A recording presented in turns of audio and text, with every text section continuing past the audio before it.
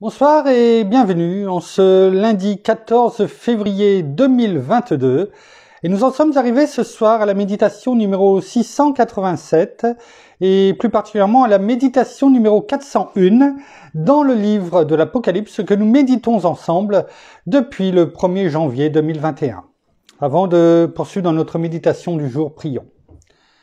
Père, dans le nom de Jésus, bien-aimé Saint-Esprit, nous venons à toi humblement, à genoux, et nous te remercions tout simplement pour tout ce pour qui tu es, pour ce que tu nous as déjà donné. Tu nous as déjà tout donné. Nous sommes bien souvent, finalement, bien irrespectueux, parce que nous venons toujours te demander toujours plus, toujours plus, toujours plus. Et lorsque, nous n'avons pas ce que nous avons, ou en temps et en heure voulu pour nous, nous sommes tellement prompts. Comme Pierre, lorsqu'il marchait vers notre Seigneur, à détourner les yeux, à regarder autour, plutôt à la tempête, plutôt qu'à toi. Et nous coulons. Nous coulons parce que nous ne pouvons pas nous éloigner de toi. Nous éloigner de toi, c'est prendre des risques. C'est ne plus être dans ta protection. Alors sachons, tout simplement, bien nous rappeler qui tu es. Qui tu es. Tu es le Dieu tout-puissant, l'Éternel. Tu nous aimes tellement. Tu nous aimes tellement. Et tout comme le Père dans la parabole du Fils prodigue, tu n'attends qu'une chose, c'est que nous nous projetions, que nous nous jetions dans tes bras d'amour. Alors Père, que tout ce qui sera dit encore aujourd'hui, te rende grâce, te rende gloire. Et nous t'implorons, nous te demandons, de mettre toujours en nous la crainte de ton nom au travers de ta parole. Merci, Père. Merci, Seigneur. Merci, bien-aimé Saint-Esprit. Amen. Avant de poursuivre dans notre méditation du jour, dans le livre de l'Apocalypse, en ce jour qui est la Saint-Valentin, je ne vais pas vous souhaiter à toutes et à tous une bonne Saint-Valentin, parce que on la souhaite à son conjoint. Mon épouse est en face de moi, elle le sait, je n'attends pas la Saint-Valentin pour lui souhaiter tout l'amour que j'ai pour elle. Je le dis, mais je pense qu'elle pourra le confirmer.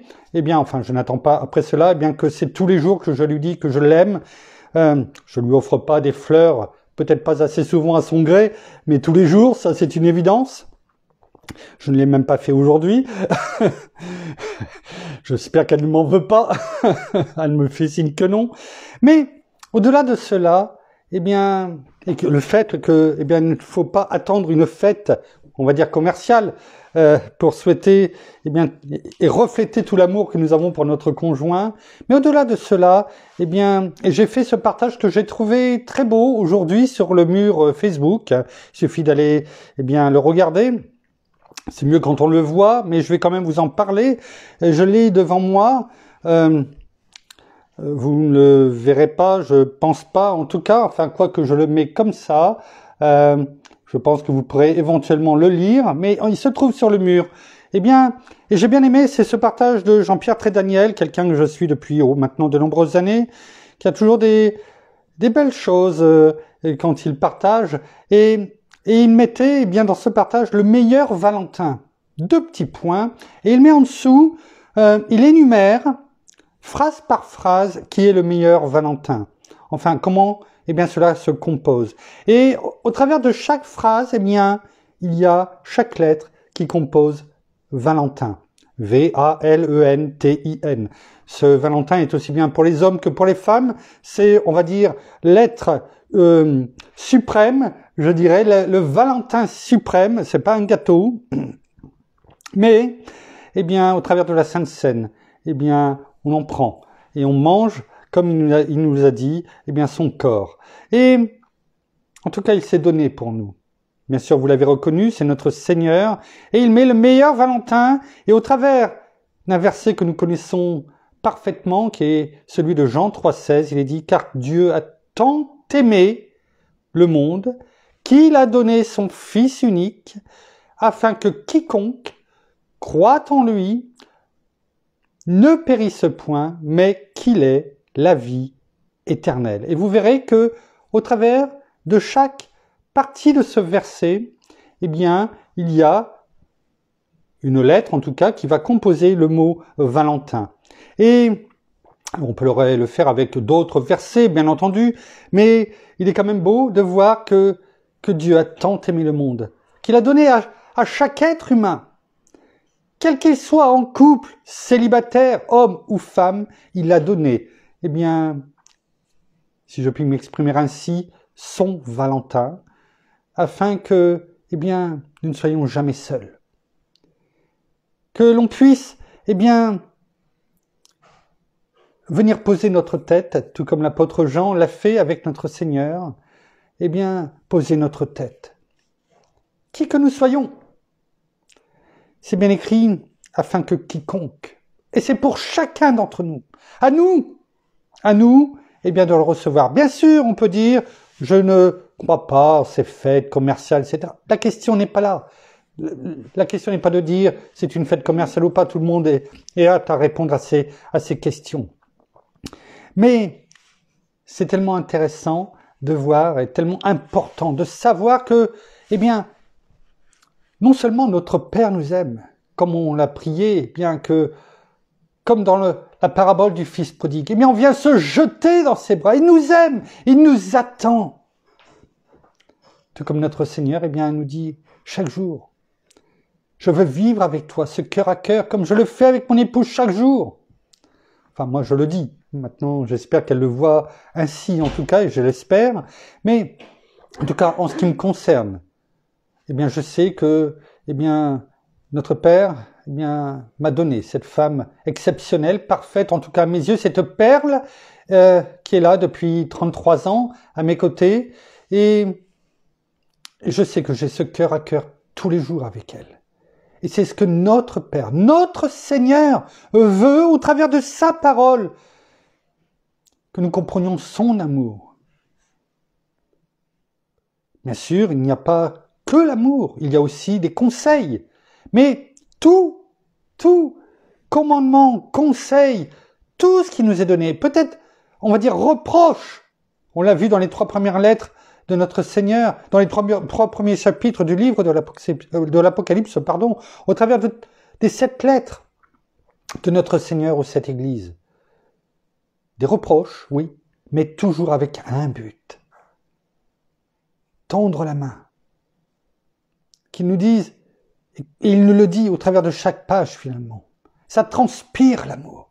Il nous dit, viens, ne reste pas là tout seul, avec tes fardeaux, dans les ténèbres, tu ne vois rien. Tu ne peux rien faire sans moi. Tu es quelqu'un. Il y a une différence entre tu ne peux pas faire, celui qui n'est pas en moi et moi en lui ne peut porter du fruit. Hein, parce que sans moi, vous ne pouvez rien faire. Il n'est pas dit que tu n'es personne. Tu es quelqu'un, tu es une créature de Dieu. Nous sommes toutes et tous des créatures de Dieu. Et notre Père et notre Seigneur veut beaucoup plus. Il veut notre salut. Parce qu'il nous aime. Il nous aime tellement. Il veut que nous soyons et que nous fassions partie de cette mer de cristal qui est devant le trône de Dieu. Il veut que nous y soyons avant les tribulations, la grande tribulation. Alors, en ce jour, eh bien, de la Saint-Valentin, retenons plutôt, eh bien, qui est notre Valentin? Qui l'a envoyé pour chacun d'entre nous? Et précipitons-nous, quel que soit le moment où vous l'entendrez, même si ce n'est pas la Saint-Valentin. Jetez-vous dans ses bras. Car jamais, il est écrit, dans Hébreux 13, verset 5, il est écrit « Jamais, il ne vous délaissera, jamais il ne vous abandonnera. » Et quoi de plus beau que quelqu'un qui vous aime, qui s'est donné, qui a été jusqu'à la croix, qui a été meurtri, qui a subi les pires humiliations pour chacun d'entre nous, pour toi, pour moi, et qui en plus, eh bien, est toujours là, qui veille sur nous, qui ne dort pas, qui a toujours ses regards sur nous, qui a dit, dans Ésaïe 43, versets 1 à 3, enfin, verset 1er, qui a dit « Sois sans crainte, car je t'ai racheté, je t'ai appelé par ton nom, tu es à moi. » Tout comme notre conjoint, eh bien, entre guillemets, nous appartient, et inversement, eh bien, voilà ce qu'il dit. Tu es à moi, et je prends soin de toi. Tu n'as pas à avoir peur de quoi que ce soit. Viens seulement me parler, avoir ce cœur à cœur, et ça sera toujours la Saint-Valentin. Eh bien, comme c'est le cas, en tout cas, j'espère, avec mon épouse tous les jours. Voilà déjà ce que je voulais partager en introduction. C'est important, on se laisse aussi guider par les partages, par ce qui est sur notre cœur. Je dirais franchement, avant de commencer, je me demandais ce que j'allais pouvoir bien dire. Mon épouse en est témoin. Mais notre bien-aimé Saint-Esprit est tellement bon. Est tellement bon. Nous reprenons bien ce verset numéro 6 dans lequel nous sommes arrivés dans le chapitre 4 du livre de l'Apocalypse. Il est écrit « Devant le trône, sous-entendu donc de Dieu, c'est comme une mer de verre semblable à du cristal. Au milieu du trône et tout autour du trône, 4 êtres vivants remplis Dieu devant et derrière. » Dieu, les yeux. Et nous en sommes justement dans cette deuxième partie de ce verset, au milieu du trône, sous-entendu de Dieu, et tout autour du trône, 4 êtres vivants remplis Dieu devant et derrière. C'est ce que nous allons commencer à partir d'aujourd'hui, d'avancer tranquillement en voyant ce que la parole veut que nous comprenions au travers de cela. Et alors on pourrait passer, certains disent, et ils ont raison, voilà, il y a 4 êtres vivants, quels qu'ils soient, Dieu est tout à fait capable de les créer. Il a créé les anges, il nous a créé nous, il a créé les animaux sur la terre. Oui, je veux dire, qu'importe la question, qu'importe comment ils sont. Mais allons peut-être un petit peu plus loin, essayons de voir combien, au travers de ces versets, cela peut nous amener au travers de la parole à continuer notre grand voyage, notre grande aventure, comme nous le faisons depuis le 1er janvier 2021. Alors, qui sont ces 4 êtres vivants? On en a un tout petit peu parlé, mais pas sans rentrer dans le détail. Il est écrit donc qu'ils sont couverts, Dieu, D'_YEUX, devant et derrière. Et un peu plus loin, au verset 8, regardons ce qui est encore écrit. Les 4 êtres vivants, les mêmes, ont chacun 6 ailes, et ils sont remplis Dieu. Vous voyez, entre le verset 6 et le verset 8, il y a ce rappel. Donc c'est que ça doit être important. Ils sont remplis Dieu tout autour et au-dedans. Et ils ne cessent de dire jour et nuit, Saint, Saint, Saint est le Seigneur Dieu, le Tout-Puissant qui était, qui est et qui vient. Alors, il y a au verset 6, donc il est dit qu'ils ont des yeux, ils sont remplis Dieu devant et derrière. Et là, il est écrit tout autour et au-dedans. Vous voyez, entre le verset 6 et le verset 8, on parle des mêmes 4 êtres vivants. Et les yeux, l'endroit où ils sont situés, vous voyez, il est parlé d'un côté devant et derrière, et d'un autre côté, 2 versets plus loin, autour et au-dedans, tout autour et au-dedans. Regardons, ce même verset en Nouvelle Français courant et en Parole de vie. Il est écrit, Nouvelle Français courant, chacun, ce verset 8, chacun des 4 êtres vivants avait 6 ailes, couvertes, avait 6 ailes, couvertes, Dieu par-dessus et par-dessous. Il ne cesse de proclamer jour et nuit, Saint, Saint, Saint est le Seigneur Dieu souverain, qui était, qui est et qui vient. Il y a cette louange qui est faite, j'allais dire pour nous, êtres humains, 24 heures sur 24. Je pense que le temps n'est pas du tout le même là-haut, mais qu'importe. En tout cas, c'est tout le temps. Mais ce qui est intéressant, c'est de voir ici que les yeux sont par-dessus et par-dessous. En Parole de vie, il est écrit les 4 êtres vivants ont chacun 6 ailes.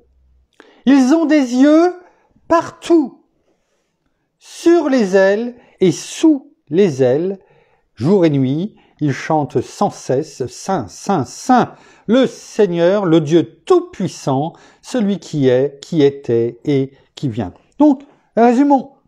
Verset 6, chapitre 4 du livre de l'Apocalypse, ils sont remplis d'yeux devant et derrière. Ils sont remplis d'yeux, verset 8, tout autour et au dedans. En Nouvelle Français courant, eh bien, par-dessus et par-dessous, et en parole de vie, ils ont des yeux partout. Bien sûr, on parle des mêmes 4 êtres vivants. C'est 4 façons, entre guillemets, de dire où sont les yeux. Ils sont au même endroit. Ce n'est pas des versions différentes pour dire où ils sont. Mais c'est pour montrer eh bien, l'intensité, finalement, et l'importance de la situation de ces yeux. Alors, pour résumer ce que nous venons de dire, on peut dire que les 4 êtres vivants sont entièrement recouverts d'yeux. Cela signifie une chose, il ne faut pas sortir de Saint-Cyr pour le comprendre, eh bien qu'ils voient absolument tout. Cela nous rappelle en fait aussi notre Père, qui est omniscient, omniprésent, omnipotent. Il sait tout, il voit tout, il peut tout. Et il est intéressant de voir que ces 4 êtres vivants qui sont devant le trône de Dieu, qui l'a créé, que notre Père a créé, ça c'est une certitude, et qui sont là, en permanence, à le louer, hein, Saint, Saint, Saint, en permanence. On le verra dans les versets suivants et chapitres suivants. Eh bien, j'allais dire sont à l'identique, pas tout à fait, mais on y viendra. Et en tout cas, eh bien, ils ont déjà cette ressemblance, en tout cas, que Dieu leur a donnée, eh bien, c'est qu'ils voient tout, partout, partout. Ils sont au courant de tout. Nous, on n'a que 2 yeux et on a quand même une bonne vision. Hein, je dis pas 360 degrés, c'est une évidence, mais on a quand même une bonne vision. Et de temps en temps, on regarde avec mon épouse des documentaires. Hier, c'était sur les animaux marins. On s'aperçoit que, on va pas énumérer tout ce qu'on a vu, mais il y a des poissons magnifiques, non seulement en couleur, mais en création. C'est fantastique. Je l'ai dit à mon épouse hier. Notre Père, tout ce qu'il a créé, c'est tellement formidable. Chaque chose est à sa place. On pourrait croire que c'est le grand bazar. Mais non, même là, tout est organisé. Et il y en a, on a l'impression qu'ils ont des yeux aussi partout. Et ils arrivent à voir. Et quand ils n'arrivent pas pour les requins, eh bien, c'est la nuit qu'ils chassent. Ils ne voient rien. Mais c'est là où ils ont l'avantage. Mais là, on parle des yeux. Et ça, c'est intéressant. Alors, notons aussi, eh bien, que ces êtres vivants sont traduits en grec. Hein, le mot grec pour être vivant, eh bien, c'est zoon. Et sa signification, c'est animal. Animal. Vous allez me dire, l'être humain, eh bien, dans la parole, eh bien, il est parlé aussi, eh bien, pour ceux qui ne sont pas notamment, eh bien, enfants de Dieu, il est parlé de l'homme animal. Hein, vous voyez? Donc, voilà, on ne va pas rentrer dans le détail, mais c'est intéressant de le signaler. Alors, les 4 êtres vivants, on s'aperçoit aussi, eh bien, qu'il est dit qu'ils se tiennent au milieu du trône et tout autour du trône. Au milieu du trône et tout autour du trône. Alors, comment, quand on y réfléchit, c'est vrai que quand on lit, on pourrait passer dessus, là aussi, mais on peut se demander, eh bien, comment cela est-il possible? Vous allez me dire, mais pourquoi? Regardons bien.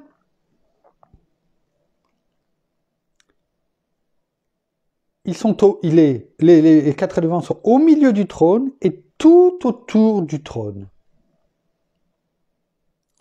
Quand on y réfléchit, comment peut-on être au milieu et en même temps autour du trône? C'est pas moi qui invente les mots, hein, c'est les mots qui nous sont donnés au travers de la parole. Alors, en réfléchissant un petit peu, et puis en travaillant avec les différentes personnes, eh bien qui analysent au travers des décennies, eh bien les livres de l'Apocalypse, et au travers des recherches, eh bien on peut dire que premièrement, au milieu du trône, ne veut pas dire que, eh bien, les êtres vivants sont accroupis sous le trône. Hein, ils sont pas accroupis sous le trône, ils sont au même niveau. Ils sont devant et autour. Alors, peut-être faut-il se représenter, eh bien, et je crois qu'on en a déjà un petit peu parlé, eh bien, le trône, enfin l'endroit où se trouve le trône, en forme de demi-cercle. Vous savez, un petit peu comme ces théâtres, on va dire, romains de l'époque, où c'était en forme de demi-cercle, hein, où les gens étaient assis, et la scène était devant.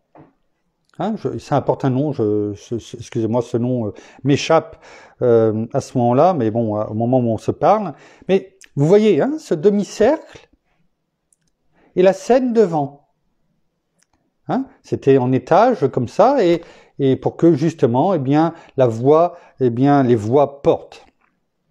Eh bien, peut-être faut-il se représenter, eh bien, l'endroit où se trouve le trône de Dieu en forme de demi-cercle, l'un des êtres vivants, eh bien, se tenant devant, hein, comme il est dit, au milieu, hein, devant. Hein, s'il est au milieu du trône, c'est qu'il est devant. Et deux autres de chaque côté, hein, représentez-vous, hein, toujours ce demi-cercle, hein, il y a cette forme de demi-cercle en tête. Un devant, un à chaque extrémité, et le quatrième derrière. Ce qui fait qu'il y en a un devant, un derrière et un de chaque côté. Et ils sont ainsi tout autour, parce que le trône de Dieu, bien sûr, eh bien, est au milieu. Sinon, je pense que la parole nous aurait dit, au travers de ce que a décrit, en tout cas, l'apôtre Jean, eh bien, il nous aurait dit que le trône, eh bien, était carré. De toute façon, s'il est pas rond, il ne peut pas être en demi-cercle, eh bien, à ce moment-là, il est carré. Et à ce moment-là, eh bien, Jean, notamment dans sa description, eh bien, aurait eu dit qu'il y en avait un de chaque côté, et que, à l'endroit de chaque côté où il se tenait, eh bien, il se tenait au milieu de chaque côté. Mais ce n'est pas du tout ce qu'il a dit. Il n'a pas dit que, eh bien, c'était que les êtres vivants étaient de chaque côté, au milieu de chaque côté. Et là, bien sûr, ça aurait été un carré. Alors vous allez me dire, bon, c'est pas forcément important, mais si, hein, en le disant, mais il est bon quand même de s'arrêter dessus, parce que si l'apôtre Paul l'a décrit, eh bien c'est que cela a son importance. Parce que toute parole est bonne pour enseigner, pour reprendre, pour, eh bien, pour nous montrer, pour que nous imaginions, en tout cas, eh bien, un petit peu, eh bien, l'endroit où nous serons. Parce que nous y serons, nous ici. Hein, nous ferons partie de cette mer de cristal, nous serons là pour adorer. Nous serons là pour adorer. Nous serons peut-être, eh bien, tout comme cette mer de cristal qui est cette scène tellement grande. Et notre Père est là, et il voit. Et il voit, parce que s'il est en demi-cercle, il est au milieu, et il est au meilleur emplacement pour voir, eh bien, tout ce qu'il y a devant. En tout cas, c'est ainsi que je l'imagine, je le vois par rapport, eh bien, à la description, eh bien, de l'apôtre Jean qui est ici. On va s'arrêter là ce soir, sinon on va déborder et on va commencer à parler de choses il serait dommage de couper. En attendant, eh bien, merci, bien-aimé Saint-Esprit, d'avoir conduit, guidé encore, eh bien, toutes choses ce soir, comme toujours, eh bien, et comme le Seigneur l'a dit, eh bien, sans moi, vous ne pouvez rien faire. Et je m'en aperçois, eh bien, encore plus chaque jour. Merci, Père. Merci, Seigneur. Merci, bien-aimé Saint-Esprit. Nous allons terminer par la prière et j'invite mon épouse, eh bien, elle m'a dit j'arrive, à me rejoindre. Merci, Père. Merci, Seigneur. Merci, bien-aimé Saint-Esprit. Merci Seigneur, eh bien, encore pour ta présence ce soir. Merci parce que chaque jour, eh bien, tu nous enseignes et tu te révèles à nous, non seulement par la parole, mais par tous ces moments, par tout ce que nous pouvons voir à travers la parole et comprendre surtout par rapport à toutes ces images. Merci vraiment d'ouvrir encore nos yeux, bien-aimé Saint-Esprit, à la parole et à tout ce qui représente aussi notre Seigneur, afin que chaque jour, eh bien, nous arpentions, mais que nous connaissions de mieux en mieux, non seulement la parole, mais ce que tu veux réellement, Seigneur, pour chacun d'entre nous. Merci parce que tu es là, à nos côtés. Oui, tu es à nos côtés de nous, à côté de nous. Ainsi que toi, bien-aimé Saint-Esprit. Et chaque jour, eh bien, tu nous apprends et tu nous montre ce que tu veux pour chacun d'entre nous. Alors oui, merci encore pour tout ce que tu fais pour chacun d'entre nous, jour après jour. Merci pour ton enseignement, merci pour ta parole, merci pour ta bienveillance et surtout, merci pour ton amour. Et que ton amour, eh bien, c'est cet amour qui est grandissant, eh bien, soit aussi grandissant en nous, jour après jour, non seulement pour toi, Seigneur, pour toi, Père, pour toi, bien-aimé Saint-Esprit, mais pour tous ceux que nous approchons, pour notre conjoint, bien évidemment, mais aussi pour tous nos proches, et que cet amour soit vraiment grandissant, que cet amour soit vraiment puissant, comme toi, tu nous aimes chaque jour. Alors, soyez tous abondamment bénis, frères et sœurs, dans le nom de notre Seigneur Jésus-Christ. Amen. Merci.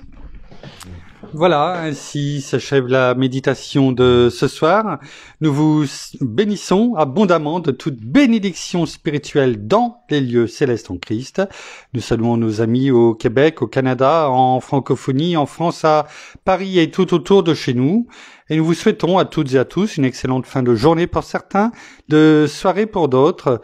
En tout cas, à toutes et à tous une excellente nuit de repos dans la paix de notre Seigneur Jésus qui nous la donne abondamment si on lui demande et si on la garde précieusement.